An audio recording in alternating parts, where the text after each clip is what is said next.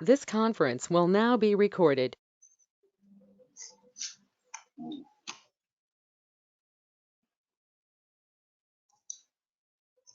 अद्य शुक्रवासरः अथवा भृगुवासरः आषाढ़ शुद्ध सप्तमी दिनांक 17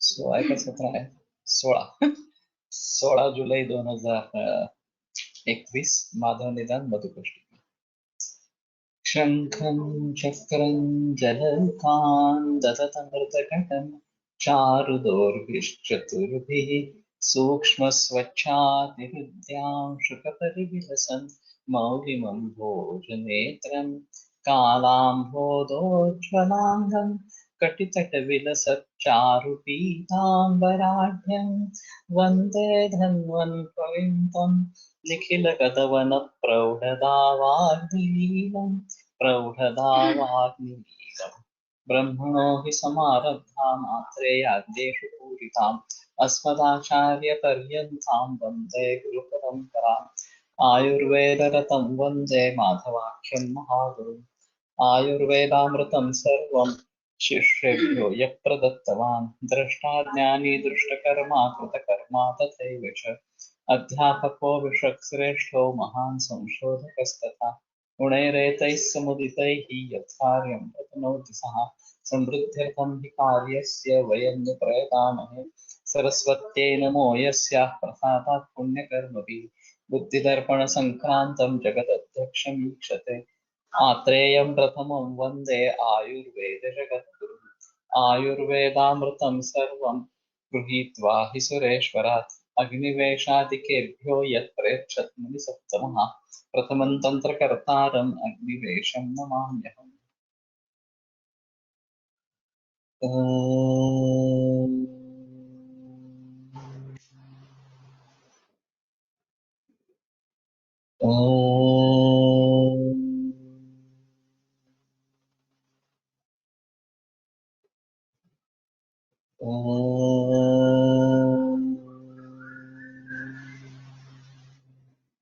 ओम शांति शांति शांति।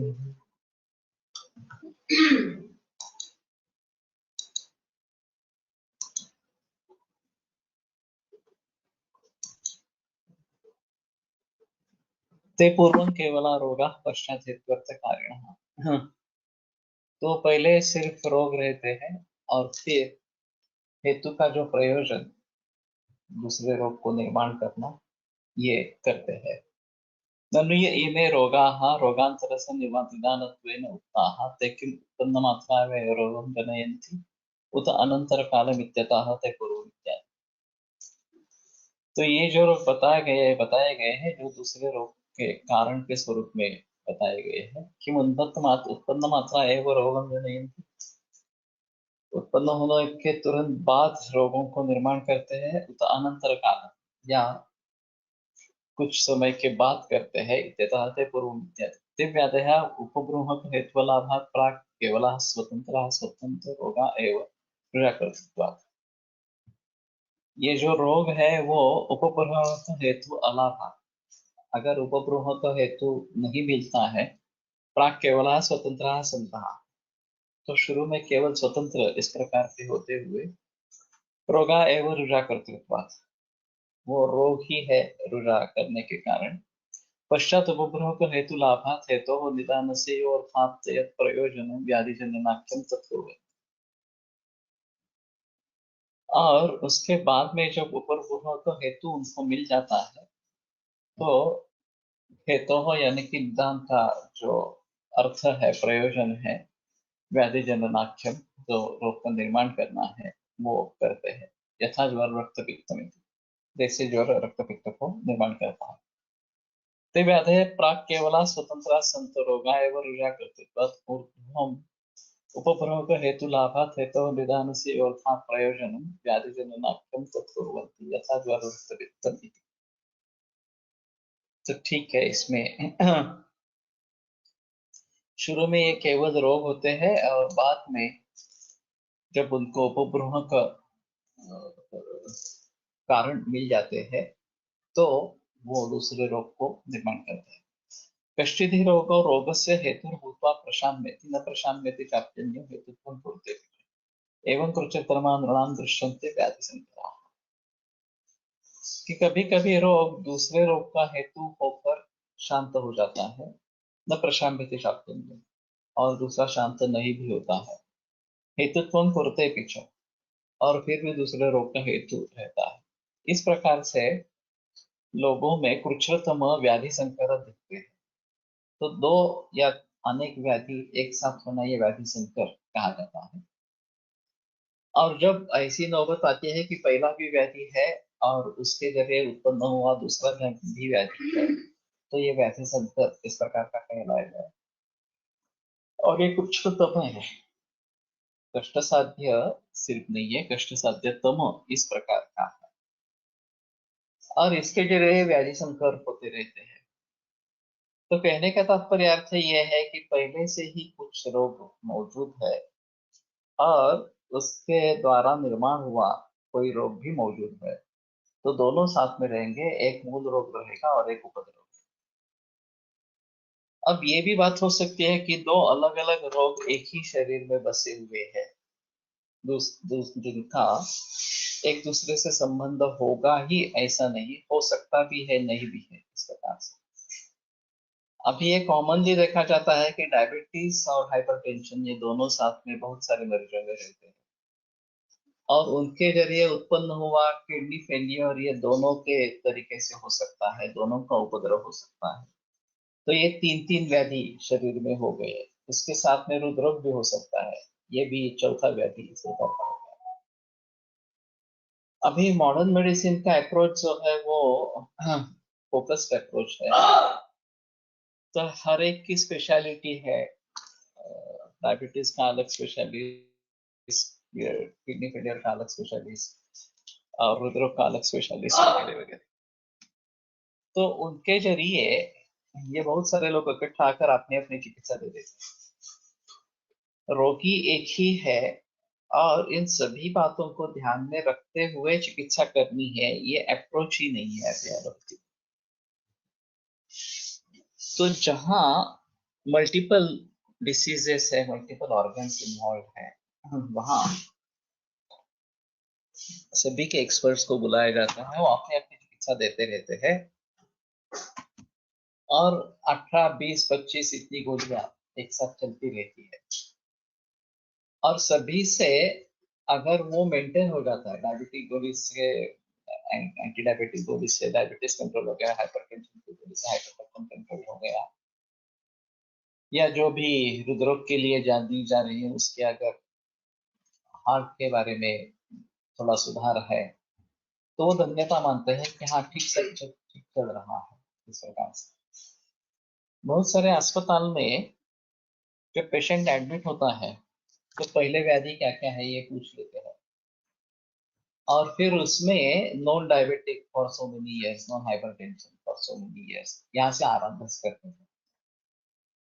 और फिर अभी की स्थिति क्या है, अभी बुखार आया है, कोविड-19 हुआ है, अभी किडनी फेलियर हुआ है, जो भी है इस प्रकार।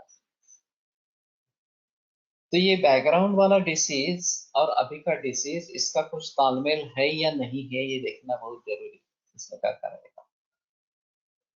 तो ये सभी है, और उसके साथ में अभी कोविड-19 हो गया, तो ये अलग ही विकार इस प्रकार का होगा। लेकिन वो अगर है और पहले वाले डिसीजेस है, तो फिर बताते हैं कि नहीं ये जरा गंभीर मामला है, क्योंकि ये इम्यूनिटी कॉम्प्रोमाइज इस प्रकार की है इस मरीज में। और फिर अगर उसमें स्टेरॉइड्स का प्रयोग किया जाए तो डायबिटीज बढ़ जाएगा, तो उसको काबू में रखने के लिए फिर इंसुलिन देना वगैरह ये सब करना पड़ेगा। तो केवल और केवल सिम्टोमेटिक ट्रीटमेंट दे देना यह भी एलोपैथी कर रही है, और पूरे शरीर का कम से कम फिजिकल लेवल पे एक एंटिटी करके विचार करना ये बात ही नहीं हो रही, उसके कारणों को ढूंढना ये भी बात नहीं हो रही। और हाँ, ज्यादा बिगड़ जाता है तो आईसीयू में दाखिल करो, उससे भी बिगड़ गया तो फिर वेंटिलेटर पे डालो, ये कॉमन प्रचलन में है। तो मेरे ख्याल में ये सभी जो बातें हैं वो बराबर नहीं है। और इसमें मानस बुद्धि, इसका तो कोई भी विचार नहीं है। ये तो फिजिकल लेवल पर भी इतनी सारी गलतफहमियां हैं। आगे मानस स्तर पर या बौद्धिक स्तर पर क्या होगा इसके बारे में तो कोई सोच ही नहीं है। तो सर्वांगीण दृष्टिकोण, होलिस्टिक अप्रोच, ये आयुर्वेद की खासियत इस प्रकार की है। और उसको अगर हम छोड़ देंगे तो बड़ी मुसीबत होगी। अभी जो इंटीग्रेटेड विचार होते हैं उसमें इसके बारे में कोई जिक्र नहीं होती कि आयुर्वेद की जो खासियत है, खास करके सर्वांगीण दृष्टिकोण, सर्वांगीण विचार, उसको ही हम छोड़ते जा रहे हैं। और अभी इन्फेक्शन है, वायरल है, तो उसको एंटीवायरल क्या देना है, इस प्रकार से सोचने लगेंगे। या बुखार है तो एंटीबायोटिक क्या हो सकता है हमारे हिसाब में, उसके बारे में सोचेंगे। तो केवल ये फ्रेगमेंटेड अप्रोच नहीं होना है, एक सर्वांगीण दृष्टिकोण होना है, और तभी हम अच्छे तरीके से काम कर पाते हैं। तो ऐसी दवाई ढूंढो कि जो सभी के लिए कारीगर इस प्रकार की हो, और वो दवाई मुख्य रहे और बाकी सपोर्टिंग दवाइयां रहे। फणसरकर जी का जो वैशिष्ट था, वो एक ही रसकल्प का प्रयोग करते थे पूरे दिन भर में। बाकी सब वनस्पति चूर्ण वगैरह रहते थे या कल्प रहते थे ज्यादा से ज्यादा।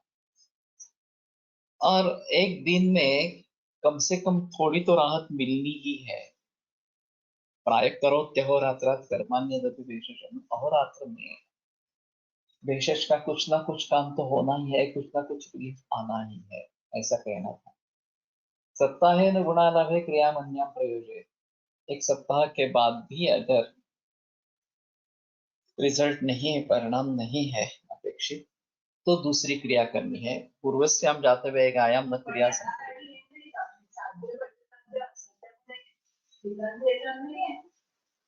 हा बरं वाटणं, बरा होणं असं नाही, बरं वाटणं। हाँ, अगर असाध्य ही है तो कम से कम सिम्टोमेटिक रिलीफ तो होना चाहिए कुछ हद तक। तो ये हासिल होता था, ऐसा नहीं है ये हासिल नहीं होता था, ये हासिल होता था। तस्यैव रोगजनकस्य वादेः वैचित्र्यमाः कश्चित् इत्यादि एवं मुक्तप्रकारेण व्याधिसङ्करा व्याधिमेलकाः दृश्यन्ते। यथा प्रतिशायनो निवर्तते कासश्च जायते, हर्षो न निवर्ते जठरगुल्मो स्याताम्।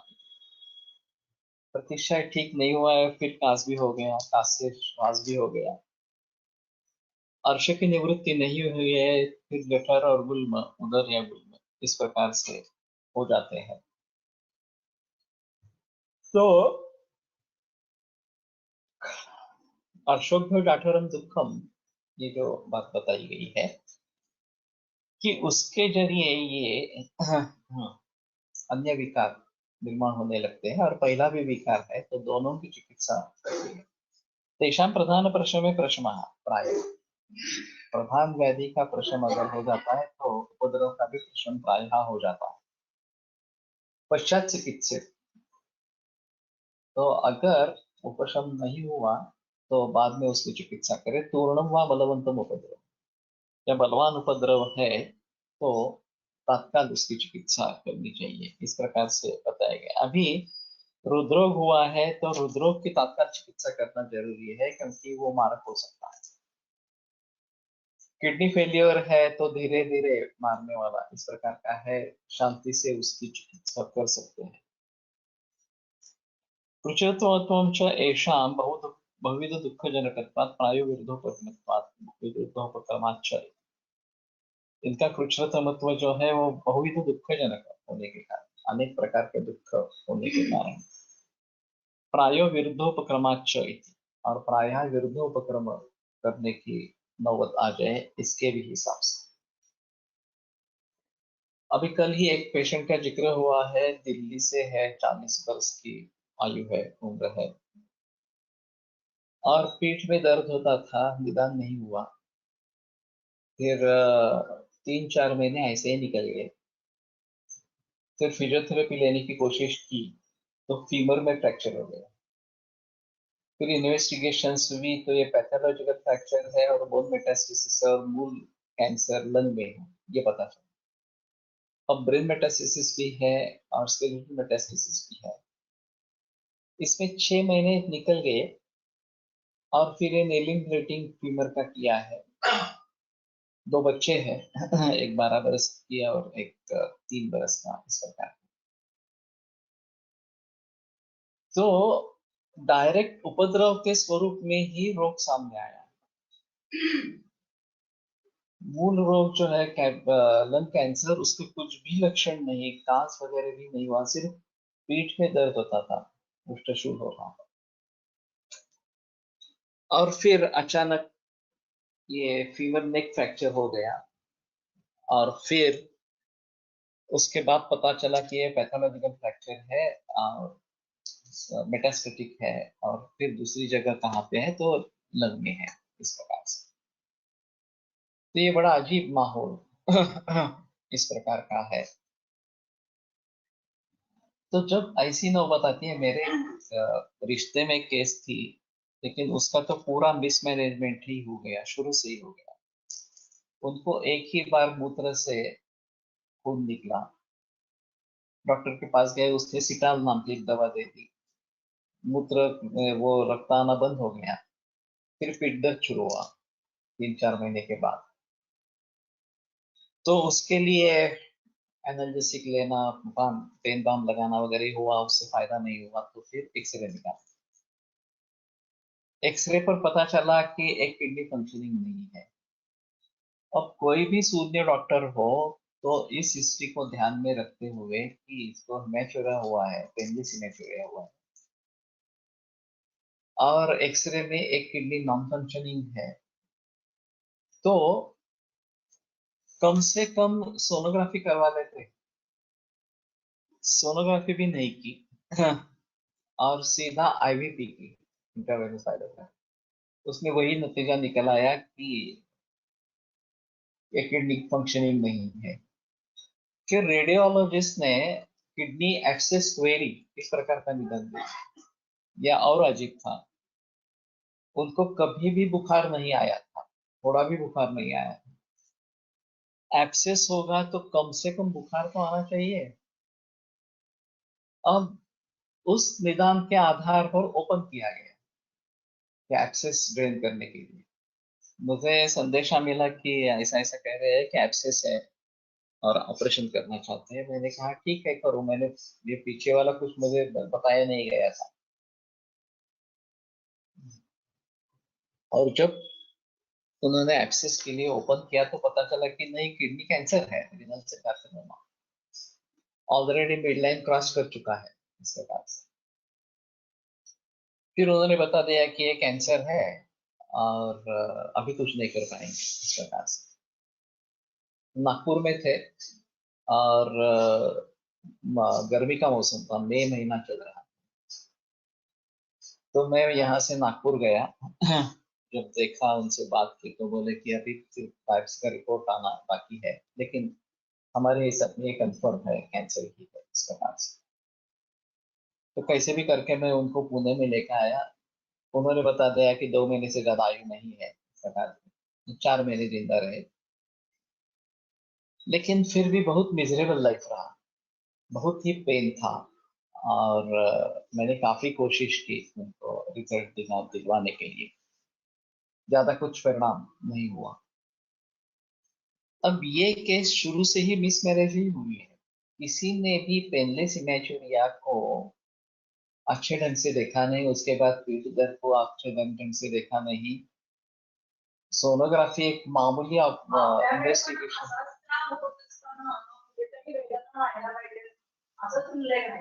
आहे ना, पेनलेस इमेचुरिया यही लक्षण है। हम्म.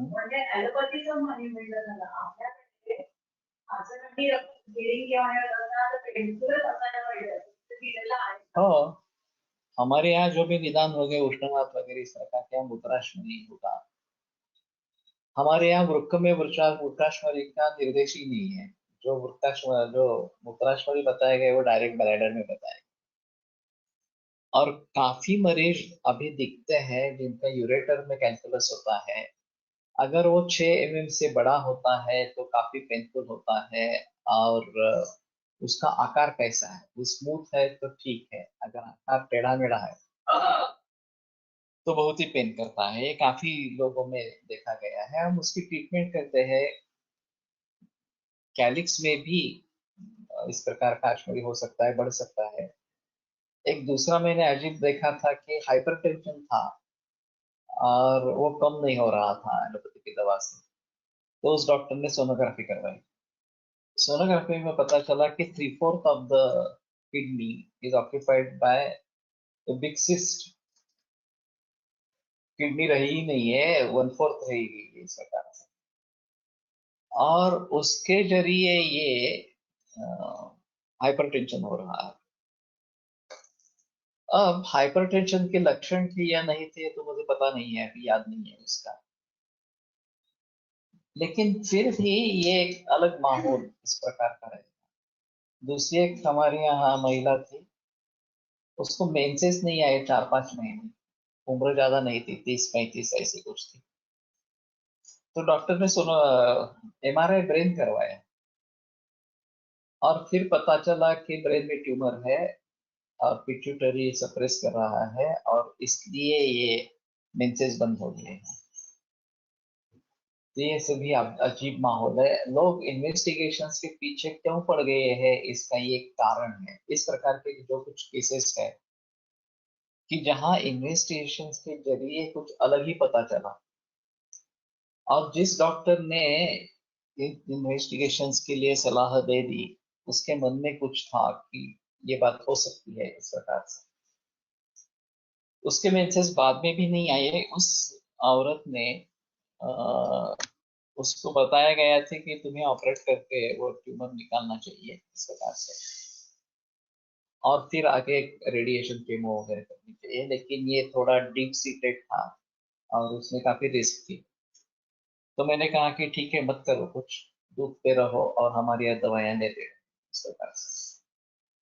वैसे बाकी सिम्टम कुछ भी नहीं था, मेंसेस नहीं आए थे, इतना ही था। ना सर दर्द था, ना उल्टी होती थी, ना और भी कुछ सिम्टम था इस प्रकार से। लेकिन ये करने के बाद कुछ भी सिम्टम नहीं आया, मेंसेस भी नहीं आए। उसको अभी 6-7 बरस हो गए, उसने कुछ भी नहीं किया। बाद में 1 बरस बाद फिर से MRI किया ब्रेन का, तो पता चला कि ट्यूमर वैसा ही है, उसमें कुछ परिवर्तन आया नहीं। बाद में मैंने उससे जिक्र किया था कि तुम एक बार फिर से MRI करो, हम देखना चाहते हैं क्या होगा, लेकिन वो तैयार नहीं। उसने एक्सेप्ट कर लिया है कि ठीक है, मेरे ब्रेन में ट्यूमर है, मैलिग्नेंट है नहीं है, कुछ भी है, जो भी है वो है, और मेंसेस मेरे बंद हो गए हैं। लेकिन उसको कुछ नहीं करना है और ना ही अभी जानने की जरूरत है। 6-7 बरस अभी हो गए, तो शुरू में तो दूध अच्छी तरीके से ले रही थी, अभी काफी दूध कम कर दिया। और ऑर्गेनिक खाने का जिक्र मैंने किया था, वो पहले 5 बरस किया, अब वो भी छोड़ दिया है। मैंने उसको डांटा कि ऐसा मत करो, ये अगर फिर से जागरूक हो जाएगा तो फिर तकलीफ बनेगी इस प्रकार से। तो कहने का तात्पर्य अर्थ ये है कि इस प्रकार के मरीज को देखते हुए हम इन्वेस्टिगेशंस के बारे में ज्यादा सजग हो जाते हैं कि इन्वेस्टिगेशंस कर लेनी चाहिए, चाहे हम उसके ऊपर कुछ विचार करें न करें, एलोपैथी में क्या कुछ हो विचार होगा वगैरह वगैरह, अलग इस प्रकार की बात है। लेकिन अगर डायग्नोसिस ही पूरी तरीके से बदल जाता है तो काफी दिक्कत हो सकती है, और इतना लेट डायग्नोसिस होने के बाद प्रोग्नोसिस अच्छा नहीं रहता, ये बात सही है। लेकिन एलोपैथी इसी में बह गई और क्लिनिकल डायग्नोसिस छोड़ ही दिया। सिर्फ इन्वेस्टिगेशंस करते रहते हैं और इन्वेस्टिगेशंस के आधार पर चिकित्सा देते रहते हैं। अब कल की बात थी, CA-125 22,000 से ऊपर है, 22,000 से ऊपर। मेरे यहाँ आने से पहले हाँ, ऑपरेशन हुआ है, ओवरी निकाल दी गई, पेनिस्टेक्टमी हुई है, केमो हुई है बाद में, और फिर अभी ये माहौल है कि 22,000 से ऊपर है CA-125। मैंने शुरू में ही जिक्र किया था कि एक बार ये करवा लो। अब 2-2.5 लीटर दूध जा रहा है, लेकिन जब रिपोर्ट सामने आया तो लोग घबरा गए। अरे बाप रे, इतना बढ़ गया है तो आयुर्वेद से कैसे होगा, फिर केमोथेरेपी करनी चाहिए वगैरह वगैरह। आयुर्वेद का फायदा नहीं होगा, 15 दिन की दवा हुई है सिर्फ, और इतना अगर बढ़ गया है तो आयुर्वेद से फायदा नहीं होगा इस प्रकार से। तो ये भी अजीब माहौल इस प्रकार का है। तो मैंने कहा कि ठीक है, अगर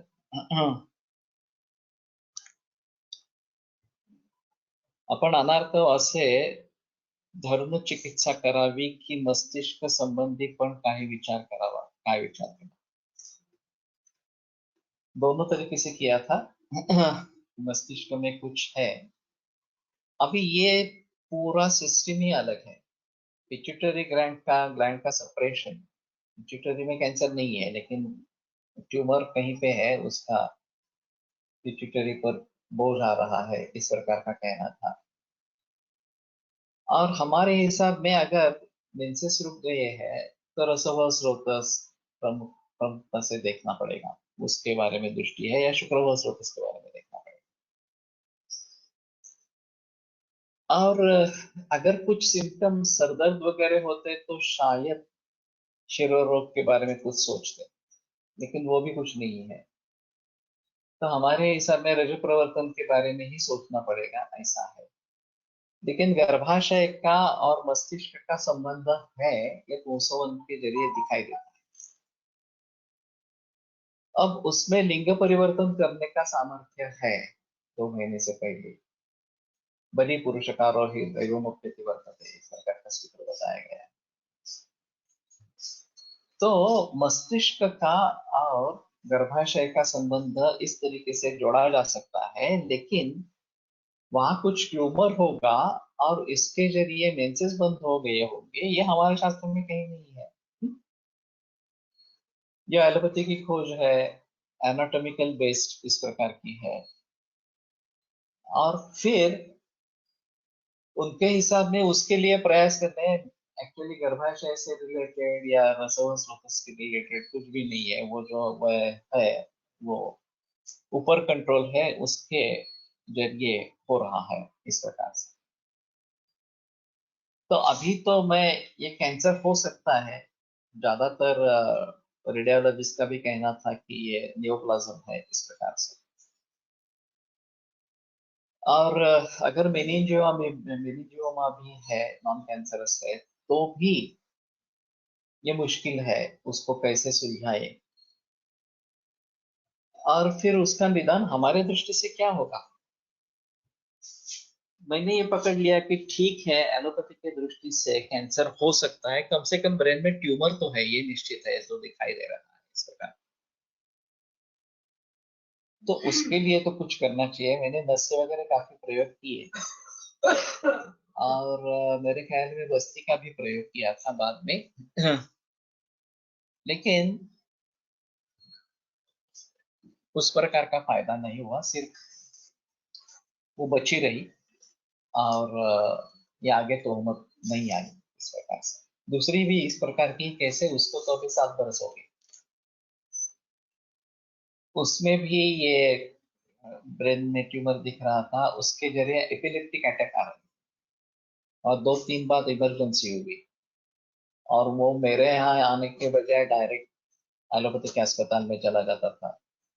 फिर वहां मैनेज करते थे, बोलते थे तुम ये क्या मूर्खता कर रहे हो, इस ट्यूमर का ऑपरेट करना चाहिए, रेडिएशन करना चाहिए, तभी इसकी चिकित्सा हो। लेकिन वो तैयार नहीं था, और हमारी चिकित्सा चलती रही।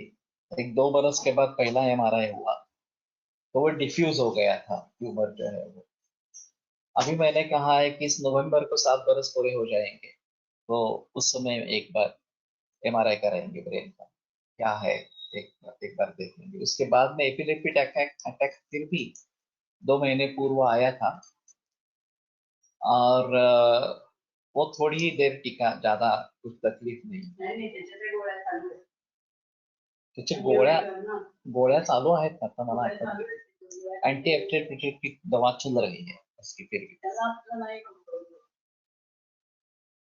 तो कहने का तात्पर्य अर्थ ये है कि इस प्रकार से जो व्याधि संकर होते हैं, और एक व्याधि दूसरे व्याधि का कारण है, ये जब तक पता नहीं चलता कि ओरिजिनल लंग कैंसर है और फीमर नेक फ्रैक्चर हुआ, ये उपद्रव है उसका बोन मेटास्टेसिस होने के जरिए, तो अभी ऐसी स्थिति है कि हम इसको नजरअंदाज नहीं कर सकते कि उसका विचार ही मुझे नहीं करना है, ये भी बात नहीं हो सकती है। और उसमें बह जाना भी उचित नहीं है, नहीं तो हम एलोपैथी करने लगे। तो हमारे दृष्टि से प्रत्यक्ष ये है अगर, तो उसको टाल नहीं सकते। एक्सटेंडेड प्रत्यक्ष इस प्रकार से उसको ले लेंगे, और हमारे दृष्टि से पूरी हिस्ट्री तो लेते ही है, और उसमें कुछ करने की कोशिश भी करते हैं, और उस हिस्ट्री के अनुसार चिकित्सा देने की कोशिश करते हैं। अब इसमें परिवर्तन आएगा नहीं आएगा, ये एक अलग माहौल है। ये जो इन्वेस्टिगेशंस है उसमें परिवर्तन आएगा नहीं आएगा इसके पास। नानल सर के पास केस थी, लिवर कैंसर था, और अरुण पिंजरे सोनोग्राफी करते थे, और बायोप्सी भी नहीं की थी, वैसे ही पहले आया था। नानल सर की ट्रीटमेंट चालू थी, 5 बरस के बाद ट्यूमर पूरी तरीके से नष्ट हो गया, रिजॉल्व हो गया। फिर भी वो हर महीने सोनोग्राफी करता था, तो पिंजरे ने भी बता दिया अब छोड़ दो, तुम ठीक हो गए हो, अभी सोनोग्राफी करवाने की जरूरत नहीं है। और नानल सर भी मतलब सर ने भी बता दिया कि कुछ करने की जरूरत नहीं है। तो ये हमारे लिए अहम एग्जाम्पल्स है, अहम उदाहरण है, क्योंकि एलोपैथी में इस प्रकार से ट्यूमर डिसॉल्व हो जाएगा, ये बात ही नहीं है, सोच ही नहीं है। मेरी धनंजय केलकर से बात हुई थी, और गिरीश फड़के वहाँ का जो हमको सर्जन है उससे भी बात हुई। तो उन दोनों का कहना था कि जो एक बार इस प्रकार से ट्यूमर बढ़ गया है वो अपने आप कैसे जाएगा। मैंने कहा वो तो आकाश से नहीं गिरा है ना, शरीर में ही उत्पन्न हुआ है। जिसका जन्म है उसका मृत्यु होना चाहिए, ये हमारा सिद्धांत है। जो निर्माण होता है उसका नाश भी होना चाहिए, अपने आप होना चाहिए।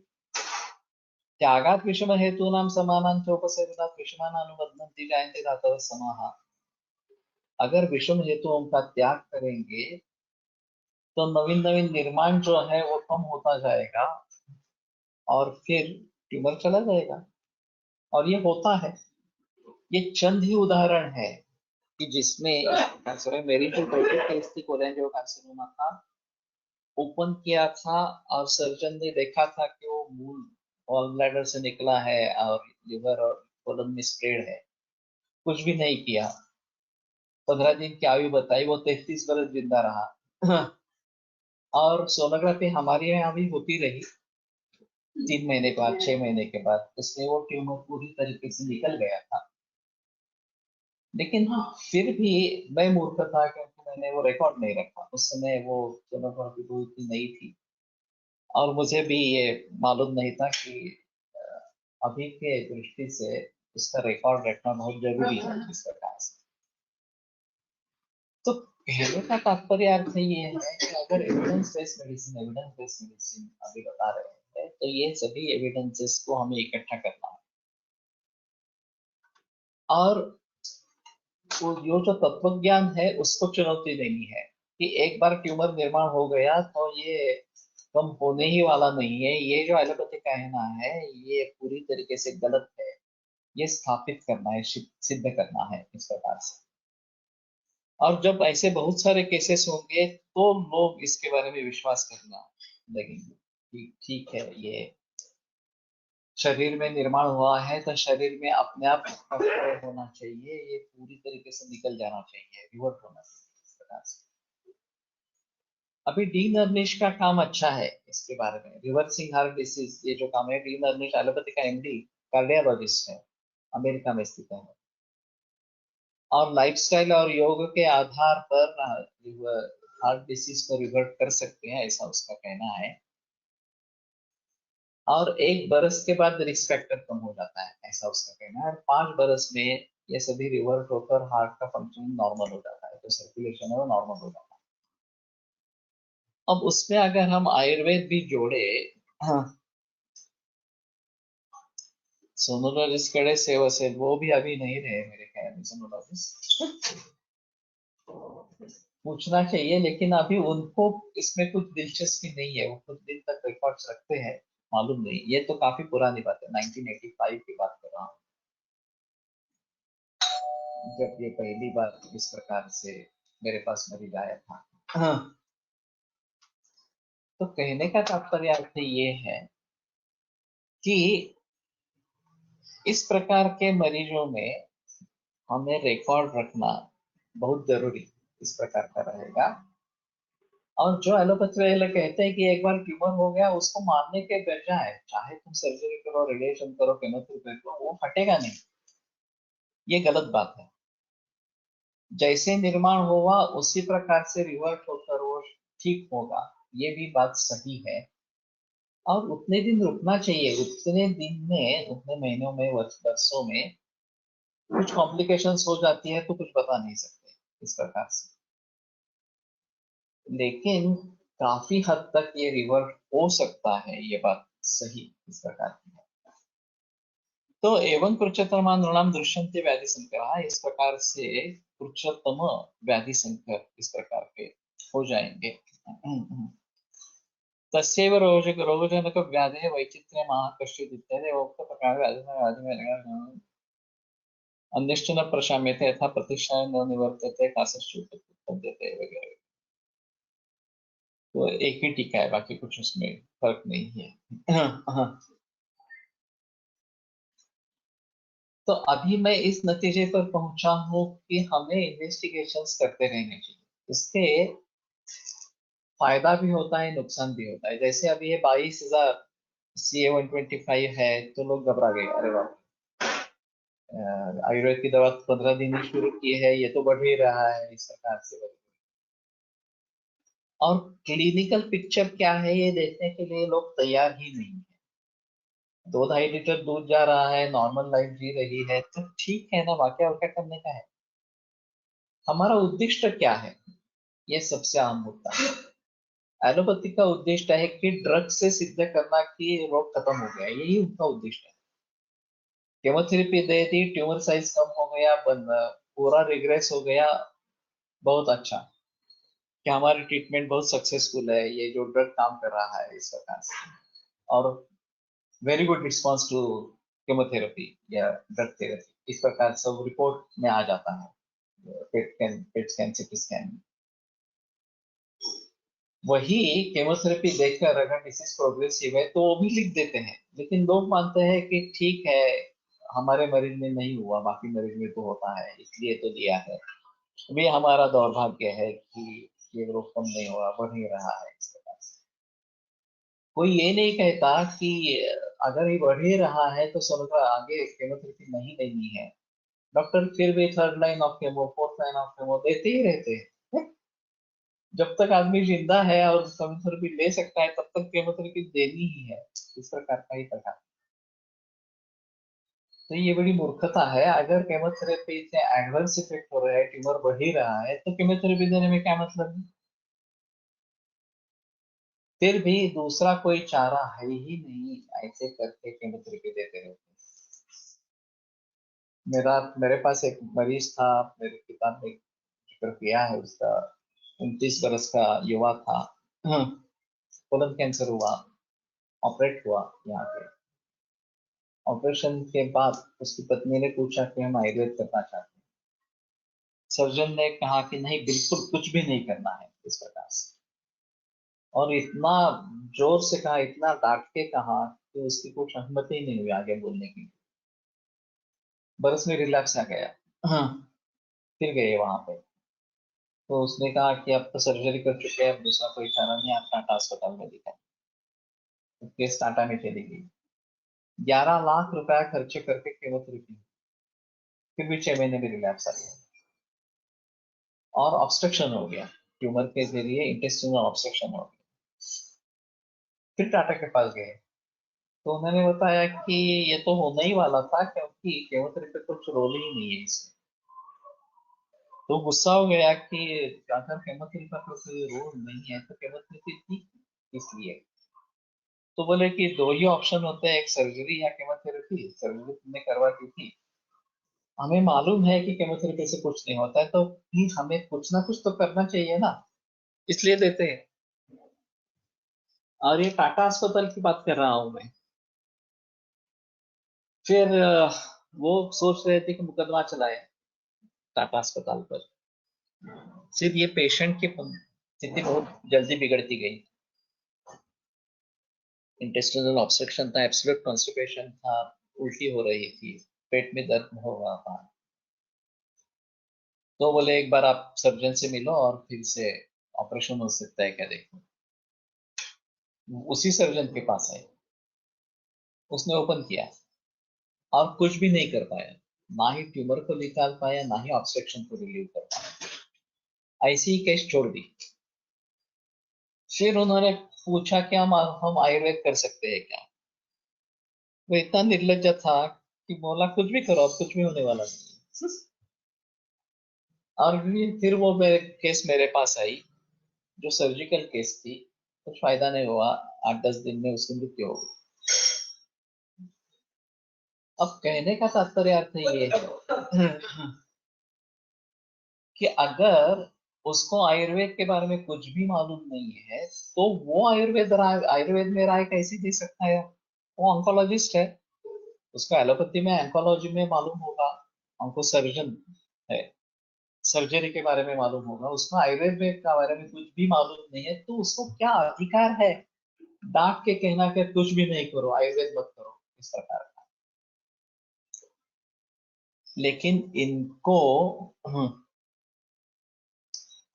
इस प्रकार से होता रहता है, अहंकार होता रहता है। और हमें आयुर्वेद के बारे में मालूम नहीं है, ये भी मालूम नहीं है, अज्ञान का अज्ञान ये ज्यादा स्पष्टीकरण इस प्रकार का। और फिर ये इस प्रकार की सलाह देते रहते हैं और लोगों को भुगतना पड़ता है, ऐसी स्थिति होती है। तो अभी मैं जो कर रहा हूँ कैंसर होलिस्टिक गाइडेंस फोरम, शुरू से ही अगर सभी के बारे में सलाह मिले, एलोपैथी हो, आयुर्वेद हो, होम्योपैथी हो, नेचुरोपैथी हो, या और कुछ योग वगैरह इस प्रकार के हो, एस्ट्रोलॉजी हो, तो शुरू से ही अगर इसके बारे में कुछ पता चले कि क्या क्या करना है, क्या नहीं करना है, परहेज क्या रखना है, इस प्रकार से, तो बेटर आउटकम रहेगा। अब एलोपैथी की मोनोपोली है, शुरू में दूसरे किसी को भी उपचार करने नहीं देते, सिर्फ उनकी बात चलती रहती है, उनका ये माहौल चलता रहता है। और जब परिस्थिति बिगड़ जाती है, कुछ करने लायक नहीं रहता, तो लोग अपने आप दूसरे डॉक्टर के पास जाते हैं, दूसरे पैसे भी जाते हैं। डॉक्टर भी नहीं कहते कि अब हमारे से कुछ नहीं हो रहा, तुम आयुर्वेद में देखो, होम्योपैथी में देखो, ऐसा डॉक्टर नहीं बताते। ये मरीज अन्य मरीजों को ढूंढते रहते हैं, या फिर टीवी वगैरह के बारे में देखते हैं, यूट्यूब में देखते हैं, और फिर किसी डॉक्टर के पास चले आते हैं, इस प्रकार से। तो ये माहौल है, और ये भारत में स्थिति है जहाँ पे सभी पैथीज को मान्यता है। जैसे एमबीबीएस को मान्यता है, उसी प्रकार से बीएचएमएस, बीएएमएस, बीयूएमएस सभी को मान्यता है, रजिस्टर्ड डॉक्टर है ये सभी। फिर भी ये मुसीबत है, विदेशों में इस किसी को भी मान्यता अगर नहीं है, तो वहां पे क्या करेंगे। वहां पे ज्यादा से ज्यादा नेचुरोपैथी को मान्यता है। तो इन सभी के बारे में गहराई में जाकर सोचना है, और कम से कम किसी भी रोग को टालने के लिए कारणों को ढूंढना और कारणों को टालना जरूरी है, ये मैसेज तो पहुंचना चाहिए, जो एलोपैथी नहीं कर रही है। और इतने बेकार कैंसर के केसेस आ रहे हैं कि क्या समझेंगे, क्या करेंगे उनके बारे में। 1-2 महीने से भी कैंसर के मरीज आ रहे हैं, इतनी कम उम्र में कैंसर है, तो उसको केमोथेरेपी करेंगे क्योंकि दूसरा कोई चारा नहीं है। ये बड़ी मूर्खता इस प्रकार की है, ये अहंकार है और अज्ञान है।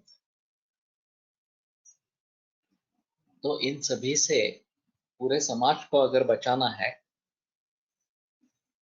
तो जैसे मैं अभी कह रहा हूँ कि एक होलिस्टिक अप्रोच होना चाहिए। कम से कम लाइफस्टाइल में चेंज करो, खाने पीने में चेंज करो, ये तो होना चाहिए। आयुर्वेद की दवा लेनी है नहीं लेनी है अलग चीज है, लेकिन कम से कम कैंसर का कारण क्या है ये समझने की कोशिश करें, खेती में बदलाव लाए। ये तो लोगों तक पहुंचनी चाहिए बात, और तभी शायद ये माहौल बदल जाएगा, कैंसर के मरीज कम हो जाएंगे। फिलहाल कुछ दिख नहीं रहा है इस प्रकार का। ज्यादा से ज्यादा लोग एलोपैथी करो, उसके साथ में आयुर्वेद होम्योपैथी करो, इतना ही सोचते हैं, उससे आगे सोचते नहीं है। एलोपैथी तो करनी ही है, ऐसा ही कहना होगा। और अगर केमोथेरेपी के रिजल्ट नहीं मिल रहे तो अभी इम्यूनोथेरेपी आ गई है, वो तो इम्यूनिटी सप्रेस करती है, काफी महंगी है। फिर भी वो लोग उसमें जाते हैं, लेकिन आयुर्वेद करना नहीं चाहते। तो इन प्रकार के मरीजों को देखते हुए ये बहुत जरूरी है कि साइंस क्या है, साइंस किसको कहलाते हैं, एलोपैथी साइंस है क्या, ये बड़ा मुद्दा है। पितरुषि विजय महाराज साहब से एक बात हुई थी। हाँ हाँ। एकम शास्त्र मध्यान्ह विद्या शास्त्र मिश्रम दसना दोष होता शास्त्र विज्ञान ज्ञान चिकित्सा, इस सूत्र के आधार पर बहस हुई। मैंने पहले भी 2 बार ये बताया है किस्सा। तो इस सूत्र का अर्थ लेकर एलोपैथी भी हमें आनी चाहिए, पढ़नी चाहिए, समझनी चाहिए। तो उसके बगैर हम आयुर्वेद को भली भांति समझेंगे नहीं, ऐसा कुछ लोगों का कहना है। तो मैंने व्यास जी से एक सवाल पूछा था कि ऐसा कुछ लोग कहते हैं, तो आपकी इसके बारे में क्या राय है। तो उन्होंने जवाब दिया कि जिस तरीके से ये सवाल पूछा गया है उससे मालूम होता है कि प्रश्नकर्ता को उसका उत्तर मालूम है। तो मैंने कहा ठीक है, मुझे मालूम है, लेकिन फिर भी मैं आपके मुंह से सुनना चाहता हूँ। तो उन्होंने कहा सुश्रुताचार्य ने जब वो सूत्र लिखा तो उस समय तो एलोपैथी थी ही नहीं, तो उनके मन में एलोपैथी होने का कोई संभव ही नहीं है। ज्यादा से ज्यादा क्या हो सकता है कि आयुर्वेद के अन्य ग्रंथ ये पढ़ो, और नहीं तो बाकी शास्त्र जैसे न्याय वैशेषिक सांख्य योग वगैरह वो पढ़ो। एकम शास्त्र मध्याह्न न विद्या शास्त्र निश्चय, इसके बारे में। और वो नहीं करना और इस सूत्र के आधार पर एलोपैथी पढ़ लेना, ये अर्थ का विपर्यास करना इस प्रकार का है। तो मैंने कहा ठीक है, मेरे भी मन में यही था। जब ये बात हितरुचि विजय महाराज साहब सुनी तो उन्होंने कहा अरे दूसरे शास्त्र को समझना चाहिए, एलोपैथी शास्त्र है क्या, वो पहले सिद्ध होने दो कि वो शास्त्र है, फिर उसके बारे में सोचेंगे। अभी तो सोचने का कोई सवाल ही नहीं है एलोपैथी पढ़नी है नहीं पढ़नी है। तो ये एक अलग इस प्रकार का रहेगा। और दूसरी बात ऐसी हुई कि हमारे एक बुजुर्ग है, अध्यापक, इंटीग्रेटेड प्रैक्टिशनर है, उनका ये कहना था कि अभी की स्थिति में ठीक है, मान लेते हैं सुश्रुताचार्य ने जब लिखा था एलोपैथी नहीं थी, लेकिन अभी हम सूत्र पढ़ रहे हैं ये, तो अभी तो एलोपैथी है, तो वो पढ़नी ही चाहिए, वो पढ़ेंगे नहीं ऐसा कैसे होगा इसके पास। तो मैंने कहा सर ऐसा है उसमें कि सिर्फ हमें पढ़ना है, बाकी लोगों को नहीं पढ़ना है, ये क्या मूर्खता है। अगर मान लेते हैं कि आयुर्वेद हम सीख रहे हैं, एलोपैथी पढ़नी चाहिए, एक तो सिर्फ एलोपैथी है, क्यों क्यों होम्योपैथी नेचुरोपैथी योग ये सभी करेंगे ना, सिर्फ एलोपैथी क्यों पढ़नी है। और सिर्फ हमें ही क्यों पढ़ना है, एलोपैथी के डॉक्टर को भी आयुर्वेद, होम्योपैथी, योग सब पढ़ना चाहिए, सीखना चाहिए। तो बोले कि उनके समझ में नहीं आ रहा, वो मूर्ख है, तो हमें भी उसी प्रकार से नहीं चलना है, हमें सजग बनना चाहिए। तो मैंने कहा कि वो भूल रहे, कर रहे हैं, ऐसा उनको नहीं लगता है। वो समझते कि उनका शास्त्र ही काफी है, बाकी करने की जरूरत ही नहीं है। और हम ही समझते हैं कि हमारे शास्त्र में कमी है और इसलिए एलोपॅथी देखनी चाहिए वगैरे। यासाठी कॅन्सर ट्रीटमेंट करणारे आपल्या या विचारांनीच जास्तीत जास्त वैद्य निर्माण व्हायला हवे, व्हायला हवे। वैद्याने कॅन्सर पेशंट या पद्धतीने ट्रीट करायला सुरुवात करायला हवी। इसीलिए मैं वो बता रहा हूँ कि ये जो कोर्स, ये जो holistic guidance course, cancer holistic येतात ते, मी कुठे नाही म्हणतो, मी ते नेऊ नये असं म्हणत नाहीये मी। मदद लेना ये अलग चीज है। इम्यूनोथेरेपी के पीछे लॉजिक क्या है, जब इससे इम्यूनिटी सप्रेस होती है, मुझे मालूम नहीं है। शायद केमोथेरेपी हार जाती है तो कुछ ना कुछ होना चाहिए, और इसलिए ये इम्यूनोथेरेपी का जिक्र कर रहे हैं। मेरे मम्मी को लोअर लिप कैंसर, अल्सर हुआ है, एलोपैथी वाले सीए हो है बोल रहे हैं, बायोप्सी करने के लिए बोल रहे हैं, क्या करना चाहिए सर, लाइन ऑफ ट्रीटमेंट बताओ। टोबैको चिंग 2 साल से बंद किया है, सीओपीडी एचपी है, 70 इयर्स एज है, मैंने बायोप्सी नहीं की है, एक बार दिखलाने के लिए आप लेके आओ, ज्यादा बेहतर है। तो कहने का तात्पर्य अर्थ ये है कि इस प्रकार के माहौल में हमें किस तरीके से आगे मार्गक्रमण करना है। तो मैं समझता हूँ कि एलोपैथिक का बेस ढल गया है अभी। Rise and fall of modern medicine, ये किताब 2007 में अमेरिका में पब्लिश हो चुकी है, और बहुत सारे वैज्ञानिकों का ये मानना है कि अब एलोपैथी नहीं चलेगी आगे, उसमें नई खोज कुछ भी नहीं हो सकती इस प्रकार से। डॉक्टर ग्रांट रूबी हॉल के जो मुख्य डॉक्टर थे, उनका भी ये कहना था कि अगर कैंसर में कुछ इलाज आएगा तो आयुर्वेद से आएगा, एलोपैथी में कुछ निकलेगा नहीं इस प्रकार से। तो कहने का तात्पर्य अर्थ ये है कि हमारे लिए ये अच्छा मौका है, सिर्फ हम कैसे उसको अच्छी तरीके से निभाएंगे, ये देखना पड़ेगा। और मैं शुरू में इस पक्ष में नहीं था, इस प्रकार का कुछ नया झमेला शुरू करें, क्योंकि वैसे भी ये प्रातिपदिक को नई संहिता लिखना वगैरह ये सभी बातें हैं, और इसके बाद में ये भी कैंसर होलिस्टिक गाइडेंस फोरम ये एस्टेब्लिश करना वगैरह, ये और भी इस प्रकार की बात होगी। तो उसका कारण एक बेंगलोर की मरीज है जो इम्यूनोथेरेपी पर चल रही थी, उससे नुकसान हो रहा था, और उसका मेरा रेफरेंस उसको जो मिला था वो अमेरिका से मिला था, और वो काफी स्ट्रांग मरीज है। तो 3-4 महीने ऐसा ही सिलसिला चलता रहा, ईमेल पे कम्युनिकेशन हो रहा था, कुछ फोन पे वो हो रहा था, लेकिन मैंने कहा था कि तुम दूध, देसी गाय का दूध शुरू करो, और वो उसके लिए तैयार नहीं थी। उसका कहना था कि नहीं, दूध नहीं लेना है, ऐसा हमें डॉक्टर ने बताया है इस प्रकार। और वो A1 की बात कर रही थी, मैंने कहा तुम A1 की बात छोड़ो, मैं A2 की बात कर रहा हूँ, तो A2 दूध शुरू करो। तो बाद में उसने गूगल पे सर्च किया तो पता चला कि A2 मिल्क कैंसर के लिए अच्छा है।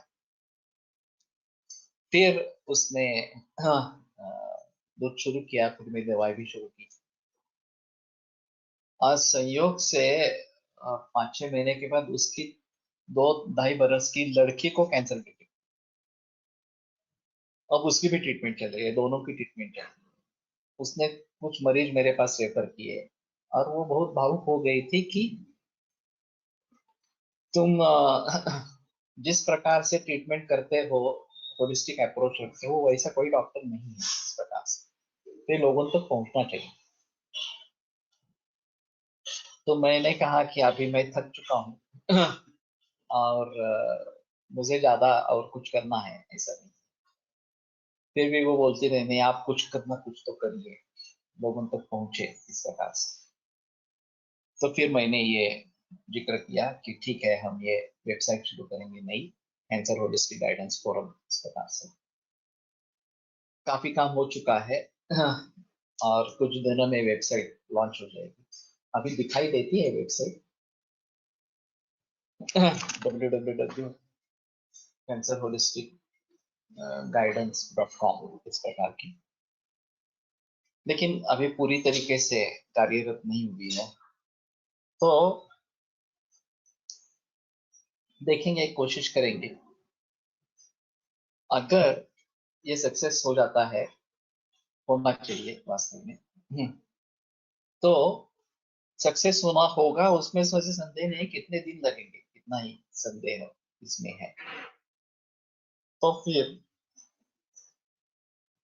एक अच्छा आधार मिलेगा लोगों को, और शुरू से कम सभी दृष्टि से सोचना चाहिए, ये तो बात समझ में आएगी।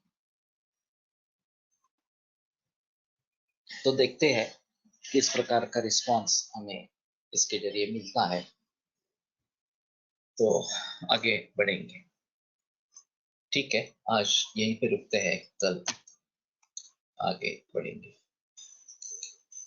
आयुर्वेद प्रकांडो निगदितैः शल्यतंत्र प्रधानः शिष्येभ्यः शाश्वतोऽयं निखिलजनकृपा व्याप्तचित्तेन येन आयुर्वेदस्य वाञ्छन् पुनरपि भुवने तां च सुष्ठु प्रतिष्ठां श्रेष्ठं धन्वन्तरिं तं प्रणमति च सदा वैद्यवर्गो हि नूनम् वैद्यवर्गो हि नूनम्। सुश्रुत ने मैसेजेस भेजे हैं व्हाट्सएप पे, तो जिनको मैसेजेस मिले हैं वो तुरंत रिप्लाई दे, हाँ या ना में, और हाँ में रिप्लाई है तो आगे बुकिंग करवा ले तो ज्यादा बेहतर इस प्रकार का होगा। ओम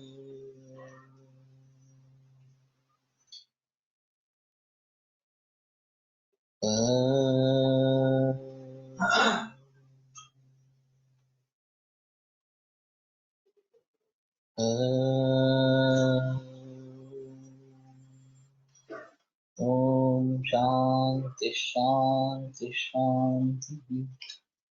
विरम्यते व्याख्यान व्यापारात्। श्वः पुनरपि मिलिष्यामः।